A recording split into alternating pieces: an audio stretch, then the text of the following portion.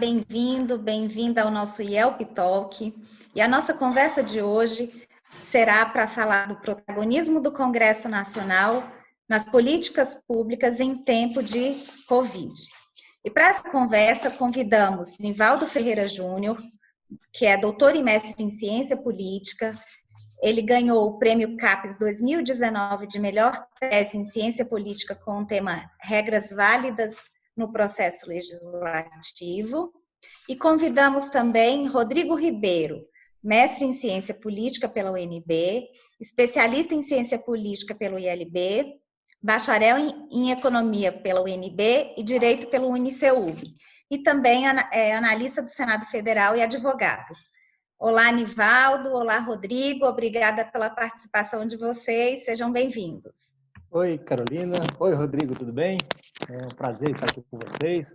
Nesse momento, a gente volta a discutir mais uma vez o Legislativo, o Congresso, as relações entre o Executivo e o Legislativo, que é tema que muito nos interessa, que a gente tem se dedicado a vida inteira aí, em pesquisas e também trabalhando lá no dia a dia na Câmara dos Deputados. Eu na Câmara, o Rodrigo lá no Senado, né? A gente espera que, com a nossa visão, tanto de pesquisador, tanto de cientista, quanto de servidor do Legislativo, a gente possa desmistificar um pouco esse momento do Legislativo no cenário de pandemia. Bom, eu queria pautar a minha fala aqui nesse momento, tratando do sistema de deliberação remota, implementado tanto pelo Senado quanto pela Câmara nesse momento, e trazer à luz o que eu vejo de ponto positivo nisso e o que eu vejo de ponto negativo. Porque, como tudo na vida, a gente tem pontos positivos e negativos no sistema de deliberação remota, né? Eu iniciaria dizendo que o ponto positivo é que o Legislativo não se furtou à sua função de representar a sociedade, representar os cidadãos e continuar trabalhando, legislando, buscando diminuir as diferenças sociais, né, e amenizar o impacto da crise. O Legislativo foi, o Senado Federal foi a primeira casa legislativa no mundo a fazer deliberações remotas. A Câmara e o Senado, né, o Congresso como um todo, foi o único parlamento no mundo que não parou, que não teve um momento, um lapso, né, de não funcionamento por causa da crise do Covid, continuou as suas funções, né, e não deixou a população desprotegida, né, não deixou de olhar para a população numa situação tão calamitosa. Esse é o principal ponto positivo, né? Outras decorrências positivas vão vir desse processo de deliberação remota, né? Nós aprendemos, né, com o SDR, com o Sistema de Deliberação Remota, que não é necessário ter todos os interessados ao mesmo tempo no mesmo lugar, né, para discutir determinado ponto, né? A representação política já permitia isso, né? Os deputados são representantes da nação inteira, então os temas de interesse da nação são discutidos por uma minoria que são os representantes, mas até antes da pandemia, todos esses representantes precisavam estar num só lugar e aqueles interessados em dialogar com os representantes também vinham a Brasília, corriam ao parlamento e aqui se faziam presentes para tentar influenciar de qualquer forma o feitio das leis.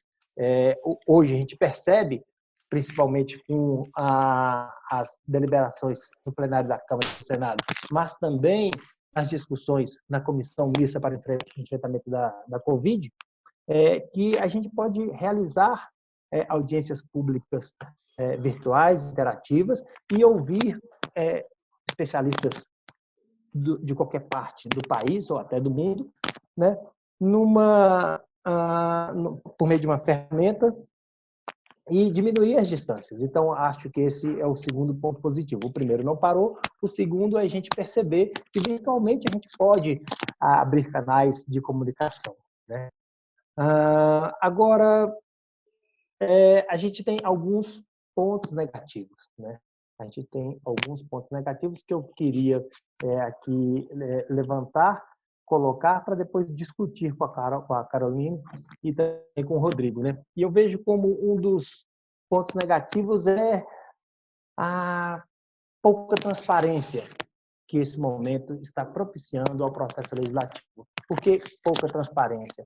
A gente está percebendo uma centralização das decisões na mão do presidente do Senado, na mão do presidente da Câmara e nos líderes partidários. A gente tem visto pouca participação de parlamentares na construção das políticas públicas que têm sido aprovadas. Se eu tenho pouca participação de parlamentares, eu tenho uma participação ainda menor da sociedade civil organizada. Está difícil para os grupos de interesse fazer valer a sua opinião, né? Fazer a sua opinião ser ao menos considerada na hora da aprovação de uma lei, né? Com essa interação diminuta, né? Decorrente do isolamento social, com o acesso apenas por WhatsApp, apenas por telefone, né? E nem todos os telefones de parlamentares são conhecidos pelos interessados, o representante do povo não tem sido acessado pelo povo. Então, como primeiro ponto, eu já coloco que o processo está menos transparente, né, e que tem menor participação social na construção de políticas públicas. E isso deixa as políticas menos públicas, né, em decorrência. O segundo ponto negativo, e isso afeta diretamente o feitio das leis e dialoga com os estudos do Rodrigo, é que eu não tenho, nesse momento, comissões funcionando, né? O parlamento é feito de um sistema de comissões, né? De membros especialistas em temas específicos, e esse sistema de comissões analisa profundamente todas as proposições, né? Antes da deliberação pelo plenário de cada casa, né? Para projetos de lei, eu tenho comissões, um sistema de comissão na Câmara, um sistema de comissão no Senado, né? E para medidas provisórias eu tenho comissões mistas, né? O que importa dizer é que toda proposição é profundamente estudada pelas comissões e depois analisada pelos plenários. No atual sistema implantado dentro do STR, as proposições têm ido direto ao plenário, sem o estudo prévio das comissões. Isso faz com que a maioria dos parlamentares, né, a grande maioria, quase a totalidade dos parlamentares, não tem conhecimento daquilo que vai votar. Passa-se a ter só o relator do projeto de lei ou o relator da medida provisória como o ente do parlamento que estudou profundamente a matéria e traz, né, para o plenário um parecer, e quando aquele parecer é dado conhecimento, aí os demais parlamentares passam a conhecer o que vai ser deliberado em seguida, né? Eu não sei se delegar a um só membro do parlamento a função de estudar profundamente uma determinada proposição, se esse é o melhor caminho, mesmo em tempo de pandemia, né? Então, eu falei aqui já da baixa participação popular, da baixa transparência e da falta, né, de conhecimento prévio por todos os membros do parlamento das medidas que estão sendo propostas para o enfrentamento da Covid, né? E um outro ponto que eu queria trazer aqui foi o desejo maior de todos os parlamentares, né, de oferecer soluções à crise. A gente teve, vai sair até no artigo do primeiro número da revista do IELP, o estudo do Fábio Alexandre, em que ele demonstra que a inflação legislativa dobrou nesse período de pandemia, traduzindo, né, o número de proposições apresentadas pelos parlamentares, né, é 100% maior do que foi quando não tinha pandemia, né? Para se ter uma ideia, eu tenho uma média de proposição apresentada no Congresso, né, em torno de 5.000 proposições ano, né?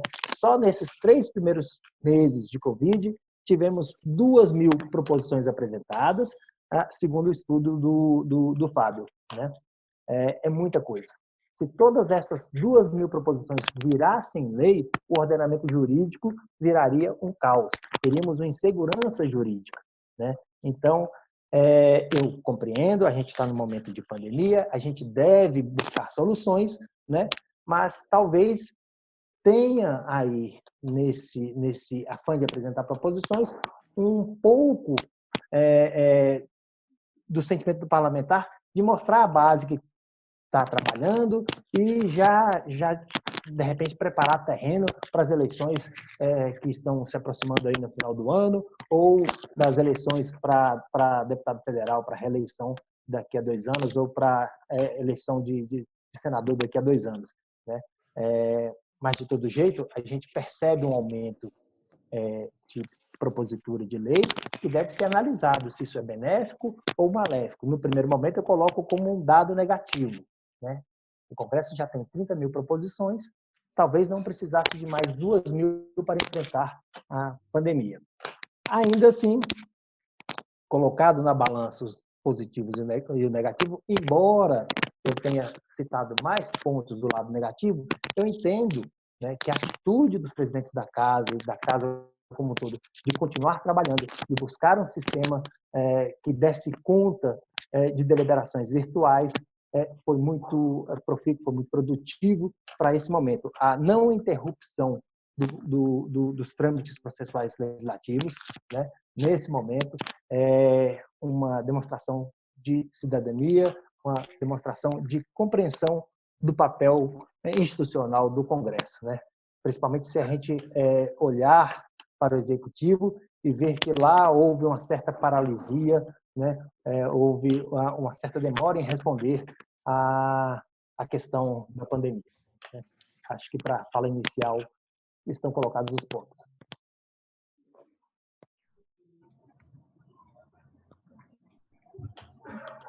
Obrigada, Nivaldo. E para falarmos de um outro tema, que é o crescimento da edição das MPs nesse tempo de pandemia, convido agora Rodrigo Ribeiro. Olá, Carolina. Olá, Nivaldo. Prazer estar aqui falando com vocês, né? Tanto como pesquisador da ciência política brasileira, também como um servidor do Senado, que atua ali dentro da casa e pode ver como esses processos políticos estão se desenvolvendo nessa época de pandemia, né?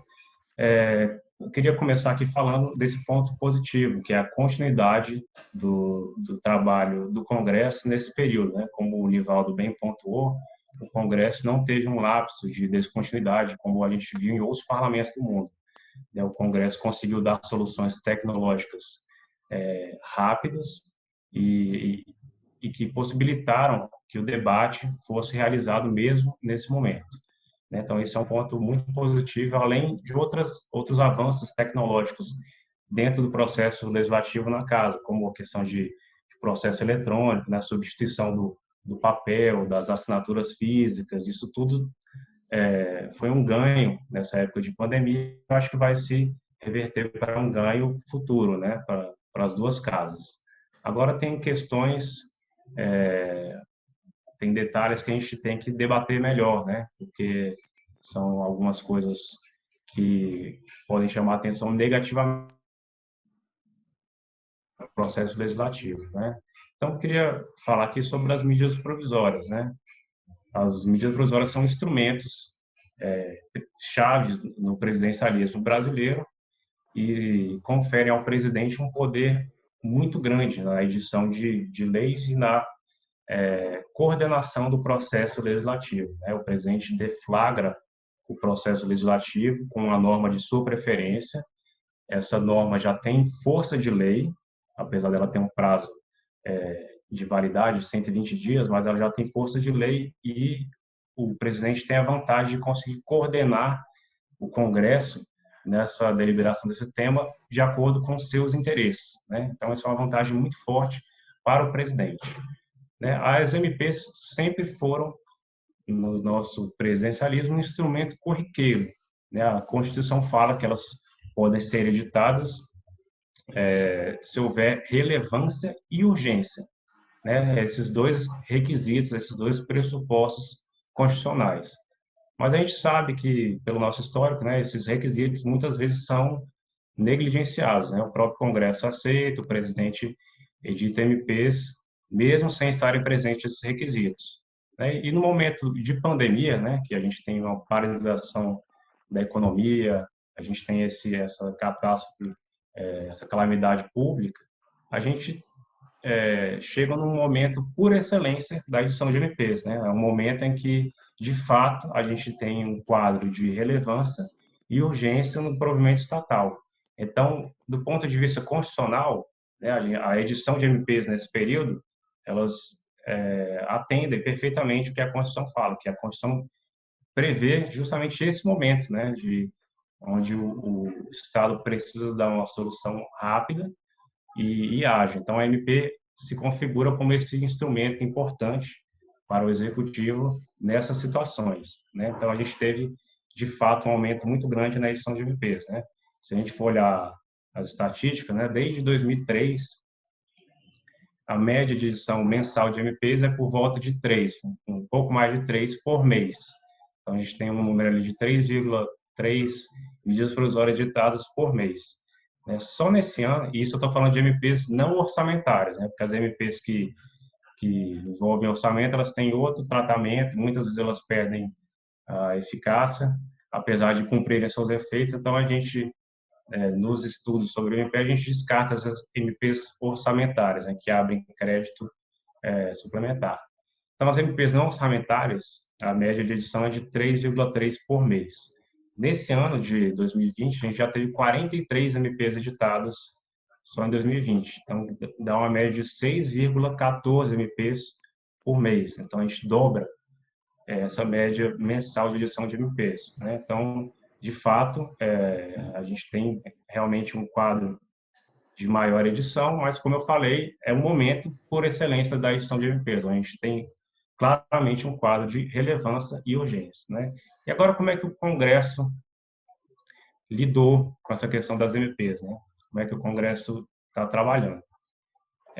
No início da pandemia, em março, a AGU entrou com uma ação no Supremo pedindo que o prazo das MPs fosse suspenso, alegando que o Congresso não conseguiria votar e tinham medidas importantes do governo que corriam o risco de perder a validade, por isso a AGU pediu que as MPs tivessem um prazo suspenso.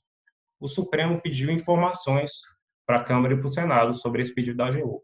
E Câmara e Senado foram unânimes, eles rejeitaram essa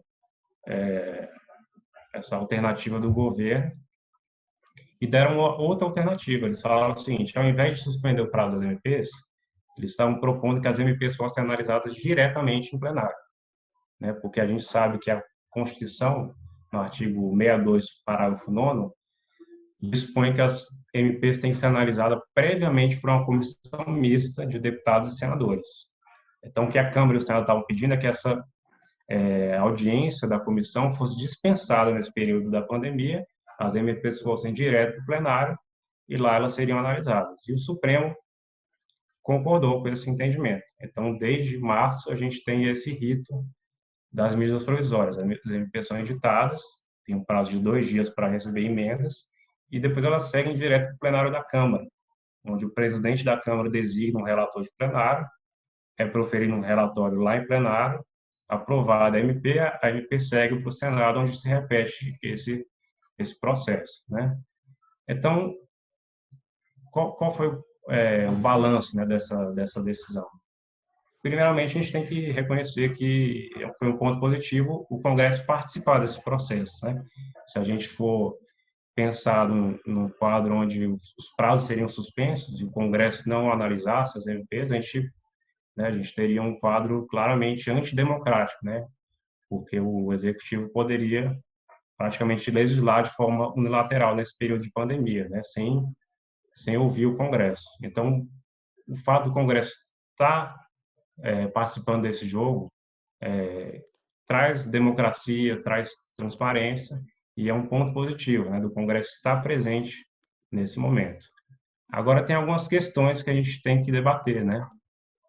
A primeira delas é um precedente de descumprimento temporário da Constituição, né? A própria Constituição ela regula o processo legislativo das MPs e fala que a comissão mista é obrigatória. Inclusive, existia essa previsão, no parágrafo 9º, mas ela foi descumprida por mais de 10 anos. Câmara e Senado não instalavam essa comissão mista, a MP seguia direto para o plenário da Câmara. Então, em 2012, o próprio Supremo, numa ADI, declarou que esse procedimento era inconstitucional. O próprio Supremo falou o seguinte: essa comissão mista é obrigatória. Nenhuma medida provisória tem validade se não passar antes por uma comissão mista, o que é o que afirma a própria Constituição. Então, desde 2012, depois dessa adesão ao Supremo, as comissões mistas têm se instalado. Então, nesse momento de pandemia, o próprio Supremo autorizou esse descumprimento temporário da Constituição. E é um precedente um pouco grave, né? Se a gente for pensar que no Brasil os precedentes, né, podem depois ser alargados, entendimentos podem mudar. Então, isso é um pouco casuísmo, né? Então, por um lado, a gente pode pensar assim: o momento de pandemia é totalmente atípico, é uma situação de força maior, totalmente imprevisível. Tudo bem. Agora, qual a garantia de que em outro momento alguém alegue alguma situação de anomalia política, alguma coisa assim, e alguma decisão monocrática de algum ministro autorize outro descumprimento de uma regra de processo legislativo constitucional? Então, esse é um ponto que a gente tem que ficar ligado, né? O próprio Supremo abriu um precedente de cumprir a Constituição temporariamente. Então, é uma coisa que a gente tem que ficar ligado como analista, né? Não é um precedente muito interessante. E ao se levar a discussão das MPs diretamente para o plenário, dispensando as comissões, a gente tem alguns efeitos. O primeiro dele é a centralização das discussões, né?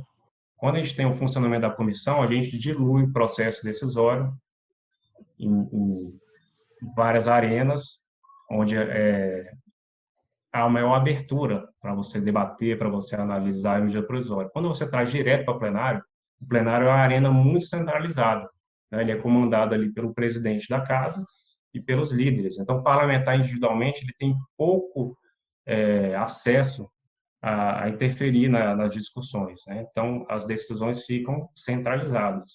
E um ponto muito importante da gente ressaltar é o poder do presidente da casa, né? Porque quando a comissão mista funciona, há uma eleição, né, entre os membros da comissão para quem vai ser o presidente. E esse presidente faz uma designação do relator, que é a figura importantíssima do processo. Então, há um acordo entre as lideranças para que esse relator obedeça a um rodízio entre todos os partidos, para que haja justamente uma proporcionalidade no exercício desse cargo importante. Quando a gente tira essa figura da comissão e traz direto para o plenário, o presidente da casa tem um papel-chave para designar o relator. E ele, muitas vezes, não obedece a esse critério de proporcionalidade, é uma decisão unilateral discricionária do presidente da casa. Então, a gente confere um poder muito grande para esses atores, né? Eles podem, dependendo de quem for o relator, podem manipular o processo, né? Então, esse é o primeiro ponto. O segundo ponto é a assimetria de informações, porque a gente sabe que nas comissões a gente tem justamente a reunião de informações sobre aquela matéria, né? Então, a gente tem um debate mais técnico, mais segmentado, especializado, a gente tem audiência de outros especialistas, então as informações vão sendo reunidas naquele processo, né? E é mais democrático e transparente, né? Quando a gente traz para plenário, essa discussão some, né? O relator praticamente discute nos bastidores, com os ministros, com os líderes, e a gente perde a transparência, a gente perde o acesso a esses debates, né? E perde também o acesso à informação.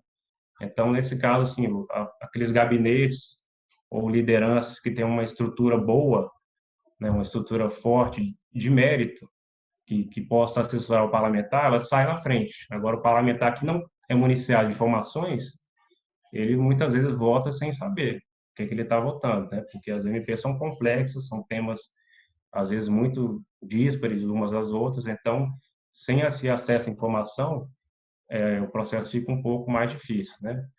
Outro ponto também é a dificuldade de mobilização política, né? A gente sabe que nessa sessão virtual há um custo de mobilização muito grande para os parlamentares, né? Eles têm esse custo de articular aumentado, né? E o não funcionamento das comissões também induz a aumento desse custo, né? Então, para algum parlamentar combinar alguma estratégia de oposição ou bater em algum ponto ali de alguma matéria e conversar com o relator, conversar com outros líderes, fazer esse corpo a corpo, isso no ambiente virtual e sem as comissões, isso some. Então, essa arte de fazer política, né, que é a essência do parlamento, ela também fica diminuída, né? A gente viu recentemente que o Senado deixou caducar a MP 927, que era uma MP complexa, de várias regras, mudanças nas regras trabalhistas, e não existia consenso, e um dos pontos levantados pelos senadores foi justamente esse, né? No ambiente virtual, de plenário, fica muito difícil a gente negociar ponto a ponto, texto a texto, né? Uma coisa que talvez se tivesse o ambiente físico ou então alguma comissão, alguma arena menor, fosse mais fácil de ser tratado, né? De ser deliberado. Então, a dificuldade de mobilização é outro ponto que eu queria trazer, né? E, por fim, o déficit democrático, né? A gente sabe que sem a discussão técnica especializada entre os parlamentares, entre a sociedade civil, a gente perde justamente o acesso às informações, aos debates, às razões do relator. Então, a gente perde nessa parte democrática, né? Então, são pontos que, se por um lado a gente observa a continuidade dos trabalhos do parlamento, o parlamento participando do processo de conversão em lei das MPs, por outro lado, a gente tem essa série de questões, né? Essa autorização temporária para descumprimento da Constituição, a gente tem dificuldade de mobilização, assimetria de informações, centralização, são pontos que influenciam realmente o debate das medidas provisórias, né? Outro ponto que eu queria trazer é uma mudança recente na forma de apreciação das medidas provisórias, né? As MPs, elas têm uma taxa de conversão em lei da ordem de 80%, né? Essa é a estatística desde 2003. Isso significa o seguinte: de cada 100 MPs não orçamentárias editadas pelo presidente, 80 são convertidas em lei. Então, é uma taxa muito alta, né? Que indica que o Congresso realmente trabalha junto com o Executivo nesse ponto.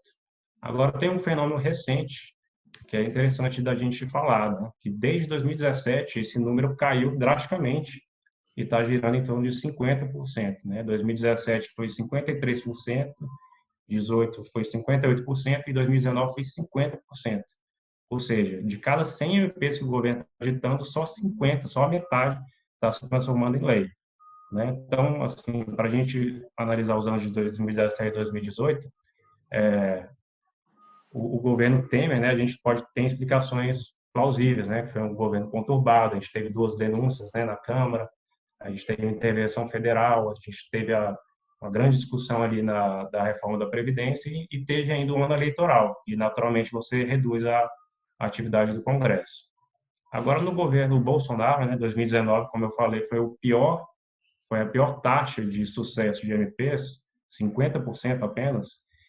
A gente vê realmente uma mudança em como o executivo tem tratado as MPs, né? As MPs têm sido editadas muito mais sob o ponto de vista simbólico, né? É como se fosse um ato simbólico para o eleitorado, muito mais do que um ato jurídico que vai ser convertido em lei. Então, a gente vê que o governo muitas vezes não tem interesse em trabalhar, em articular para converter aquela MP em lei. O governo exaure os efeitos de uma medida provisória na própria edição dela ou nos próprios efeitos dela. Então, por que eu estou falando isso? Porque muitas MPs agora editadas na época de pandemia, elas podem cumprir o seu efeito nesse período de 120 dias de vigência e nem chegarem a ser convertidas em lei. Então, se a gente continuar com essa tendência do governo Bolsonaro, né, que veio desde 2019, é de se esperar também que a gente tenha muitas MPs caducando, né? O próprio governo não vai ter interesse em convertê-las em lei. né? É uma tendência que a gente pode analisar. E, além dessa questão das MPs, né, que eu falei aqui, a gente observa também um grande ativismo do parlamento na busca de soluções próprias, né? Então, projetos dos próprios parlamentares que buscam trazer respostas para essa época de pandemia, né? Então, eu peguei estatísticas no Senado, e no Senado, até o momento, a gente não tem nenhuma mudança de tendência, né? Em geral, os senadores aprovam mais projetos dos próprios senadores, depois uma ordem ali de 20, 25% de projetos da Câmara e por volta de 15% de projetos do Executivo. Esse número tem se mantido nesse ano, então, o que o Senado aprovou de acordo com a tendência histórica, né? Isso não mudou. Agora, o que pode acontecer é justamente isso, né? Esse ativismo gerar políticas, às vezes, muitas vezes contraditórias, né? Políticas públicas que não são boas para o cidadão porque, né, são feitas sem uma coordenação. Então, é um ponto também que a gente tem que ficar de olho. Então, essa seria a minha fala inicial. Passo a palavra para a Carolina agora. Uma coisa que me chamou a atenção na fala do Rodrigo foi o déficit da participação popular. Nivaldo, eu queria saber como que você enxerga isso. Assim, o Rodrigo é maravilhoso, ele colocou em termos claros, ao mesmo tempo com apuro acadêmico, o principal ponto negativo desse momento de analisar as coisas racionadamente, né? A gente tem, principalmente nas MPs, que é o tema de pesquisa do Rodrigo, a gente tem um relator indicado diretamente em plenário e a gente não tem passado as proposições, as MPs, pela comissão mista, né? Então, só o relator tem estudado previamente a medida provisória com mais profundidade, né? O Rodrigo, em um dos textos publicados por ele chamava esse momento similar que a gente tinha antes do funcionamento das comissões mistas, chamava de império do relator, porque o relator recebe a MP, recebe as emendas, e eu quero frisar que nesse período a gente tem também o número do aumento de apresentação de emendas. A MP 936, por exemplo, recebeu mais de 1.000 emendas, a MP 927, que o Rodrigo citou aí, que inclusive caducou, também recebeu mais de 1.000 emendas parlamentares, né? Então, o relator recebe tudo isso, a MP, as várias emendas, e ele estuda sozinho tudo isso, né? Ele até conversa com a sua bancada, conversa com os líderes, conversa com o deputado, mas nesse momento de necessário isolamento, a conversa está opaca, né? Está dificultada, né? Nem sempre se consegue contar com o relator, né? A gente tem percebido que parlamentares reclamam, né, da falta de diálogo, né? E como eu disse na fala passada, se o parlamentar, né, se o membro da Câmara, o membro do Senado não consegue contato com o relator, imagina a sociedade civil, né? Imagina os interessados, os cidadãos interessados em saber a opinião do relator antes dele divulgá-la num parecer. Não tem contato, está afastado, né? Isso é o déficit democrático na participação popular. E o Rodrigo pontuou também, há um déficit democrático, né, porque cabe só ao presidente da Câmara ou só ao presidente do Senado, de acordo com a casa, indicar esse relator, né, sem observar a proporcionalidade partidária. Ele indica ali, tira do bolso aquele que ele acha que vai atingir os interesses, quiçá, do próprio presidente e não do plenário como um todo, e não da sociedade como um todo, né? Então, achei interessante essa questão que o Rodrigo colocou do déficit democrático das MPs nesse momento. E digo mais, o relator voltou a soltar o seu parecer na 1/10 hora, né? A MP tem prazo de 120 dias e a gente tem visto, né, que o relator tem segurado o seu parecer até ali no finalzinho da tramitação, sobrando muito pouco tempo para o plenário da Câmara e depois o plenário do Senado se debruçarem sobre o texto do relator. E o relator costuma trazer um texto totalmente modificado, né? Pega um MP com 3, 4, 5 artigos e traz ali 10 vezes mais artigos com mudanças profundas, trazendo, inclusive, o que a gente já costumou chamar na prática legislativa de jabutis, né? São riders, são textos que não têm nada a ver com a medida provisória, mas que pegam carona ali naquele momento, né? Sem discussão prévia alguma, né? E são incluídos na medida provisória. Os jabutis também são um desrespeito ao devido processo legal, né? Mais uma chancela desse momento de pandemia que tem sido tolerada, né? A gente teve jabutis já na primeira medida provisória aprovada com inovação normativa, a primeira que não era de crédito, que foi a MP 925, que tratava da aviação civil, regras para a aviação civil durante esse período, como minimizar o impacto da Covid na aviação civil. E ali já foi inserido na 925, né, um artigo que não tinha nada a ver com o tema aviação civil e pandemia, que era a regulação da cobrança de taxa de embarque quando houvesse conexão, quando houvesse necessidade de conexão. Isso tem que ser tratado no outro momento, né? Não era para aproveitar ali o momento e se colocar. Na MP 936 foi ainda mais grave. A MP 936, MP 927 e acho que a MP 944 formam o eixo do governo para o programa de manter salário e renda durante a pandemia, para se evitar, né, diminuição da renda, salário e renda não, salário e emprego, evitar a diminuição da renda e evitar perder tanto emprego, né? São essas 3 MPs. E na 936, que virou lei, houve tanto jabuti, modificou-se grande parte da CLT, aproveitando-se o debate das urgências que necessitava aprovar para proteger o trabalhador, né? E, inclusive, no Senado, isso foi um pouquinho motivo de beligerância entre o presidente da Câmara e o presidente do Senado.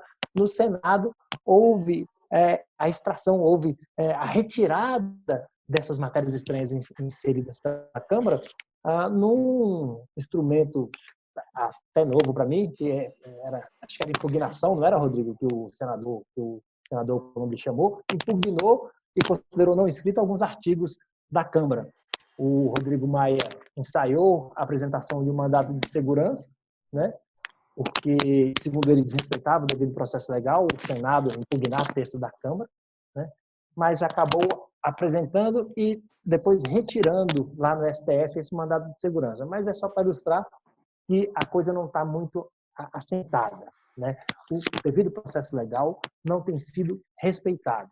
O Rodrigo citou lá desrespeito a pressuposto de relevância e urgência, a gente não tem analisado as previsões orçamentárias a fundo, né? Eu cito aqui agora a questão dos jabutis que voltaram a acontecer, apesar da proibição incerta na decisão da ADI 5127 pelo Supremo em 2018, depois repetida em alguns outros acordos, né? Ou seja, a gente abre, né, algumas possibilidades de desrespeito à Constituição, como o Rodrigo falou, e aceita, nesse momento, desvio da norma. Isso, para mim, também é déficit democrático, né? O Estado de Direito, o Estado democrático de Direito, exige leis claras e cidadãos e governo seguindo essas leis claras. Se em algum momento, seja por qual motivo for, eu desrespeito as leis, eu estou atentando contra o Estado democrático de Direito. Há também aí um déficit democrático. Eu vejo assim e fico muito feliz que o Rodrigo tenha iniciado esse ponto. E só olhando para aquele outro tema que o Rodrigo levantou,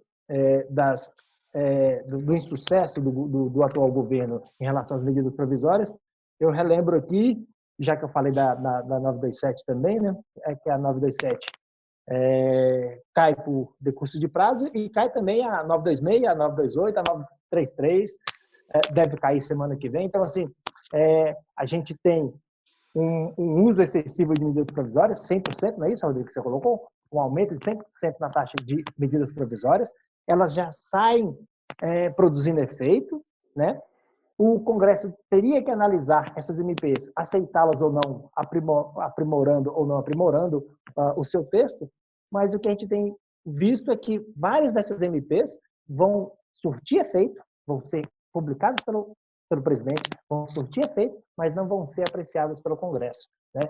Mais uma vez, o déficit democrático, né? A gente está delegando, nesse momento, mais fortemente, né, o processo legislativo ao executivo, né?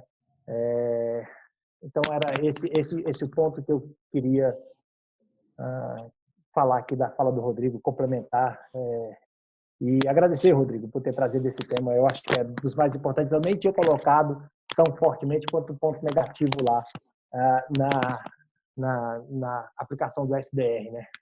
Então, há, sim, esse ponto negativo, a diminuição de democracia, né, dos conteúdos de democracia nesse momento de apreciação virtual. Eu acho interessante, né, pegando um gancho aí da sua fala, Nivaldo, é que a gente já trilhou esse caminho antes, né? Isso não é uma novidade nesse momento de pandemia, né? Como eu falei, por 10 anos o Congresso descumpriu a Constituição no que tange às comissões mistas, né? Essa previsão de instalar comissão mista vinha desde 2001, na emenda constitucional número 32. Então, de 2001 a 2012, o Congresso sistematicamente descumpriu esse ponto da Constituição. E era onde existia esse quadro de império do relator, né, onde as decisões, as justificativas não eram transparentes, né, a gente tinha, claro, as discussões mais de bastidores entre o relator de plenário, os ministros envolvidos, as áreas técnicas envolvidas, líderes, mas o público externo, outros parlamentares não tinham acesso ao que era debatido. Então, por isso se cunhou essa expressão de império do relator, né? E, obviamente, como uma estratégia política, ele segurava o relatório dele até o último momento e depois ele divulgava aquilo, e muitas vezes a casa acabava engolindo várias coisas porque não tinha tempo de analisar, né? Então, isso de fato já aconteceu, e o próprio Supremo se insurgiu contra essa prática, né? Falando que gerar um quadro de manifestação do Congresso, onde o Congresso emitia decisões inopinadas, não existia estudo técnico necessário e, além de tudo, acima de tudo, era inconstitucional. Então, o próprio Supremo, na decisão dada aí 4029, em 2012, o relator era o ministro Luiz Fux, aduziu essas razões, né? E aí agora a gente tem a volta desse quadro, né? Talvez se a gente tivesse aprovado alguma emenda constitucional, como a gente viu que aprovaram uma emenda para mudar a data das eleições, né, de 2020, talvez esse fosse um caminho, né, mas não o próprio Supremo abrir esse precedente de descumprimento da Constituição, né, como você falou, isso também é um déficit democrático, porque a gente tem regras claras do jogo político estabelecidas na Constituição e essas regras estão sendo descumpridas, né. Então, esse é um ponto que chama a atenção também. E para terminar, eu queria falar que a gente tem uma volta, né, de um desequilíbrio do bicameralismo, né? Quando a gente tinha o relator de plenário na Câmara, qual é a figura central? É o relator da Câmara, porque ele concentra a MP no maior tempo possível e ele mandava essa MP no fim do prazo para o Senado. Então, quem relatou, quem fez toda a negociação de textos foi um deputado. Então, o Senado saiu muito prejudicado. Com a constituição das comissões mistas, o Senado também recebe MP no fim do prazo, mas pelo menos a gente tem uma alternância entre as casas. Então, de 100 MPs, 50 tem um senador como relator. Então, isso traz de novo um equilíbrio na balança do bicameralismo, né? O Senado participa mais ativamente por meio dos relatores nas comissões, né? Então, o senador que é relator, ele assume essa função de principal negociador do texto, né, na comissão, e o texto que é aprovado na comissão é o principal que vai ser votado nos plenários, né? Então, quando a gente não tem mais a comissão, a gente tem esse desequilíbrio do bicameralismo, né, que agora é sempre um deputado que vai dar a primeira palavra e a palavra mais importante, porque ele vai concentrar a tramitação do MP no maior prazo que ele conseguir. Então, o Senado vai receber as MP sempre no fim e não vai ser o relator de nenhuma delas, né? né? E o relator também, ele condiciona a discussão, né? Ele fala assim, a gente vai discutir nesse caminho aqui, a gente vai tratar desse aspecto aqui dessa possibilidade da medida provisória, né? Sim, o Senado perdeu protagonismo um pouco nisso, né? Já recebe a MP no final do prazo e ainda não tem mais o primeiro relator da matéria. Então, mas está são esses podendo pontos. fazer as impugnações, né? Pelo menos isso. O que cabe para o Senado são as impugnações, né? E emenda de redação tem saído nesse período? Aquela emenda de redação com conteúdo meritório? Tem, isso o Senado sempre faz, né? É uma questão sensível você discernir o que é de redação, o que é de mérito, né? Então, é uma questão que é decidida politicamente. E aí o Senado também, às vezes, dá alguma decisão controversa nesse sentido, né? Isso, de fato, acontece. Mas, então, eu queria trazer esses pontos, né? Reforçando a fala do Nivaldo e agradecer novamente a participação aqui nesse debate. Ok, e assim encerramos a nossa conversa sobre o protagonismo do Congresso nas políticas públicas em tempos de Covid. Agradeço a participação do Nivaldo Júnior, do Rodrigo Ribeiro. Obrigada, Nivaldo. Obrigada, Rodrigo. A gente Obrigado, que foi um prazer. agradece. Foi um debate muito profícuo. É sempre bom encontrar o Rodrigo, né? Mesmo que virtualmente, foi prazeroso e um crescimento muito grande. É bom ouvi-lo, Rodrigo. E obrigado, Carolina, pela intermediação e pelo convite para a gente estar aqui hoje discutindo temas tão importantes. Obrigado, Carolina. Obrigado, Nivaldo. Foi, de fato, um debate muito importante, né? Até mais, até um próximo debate.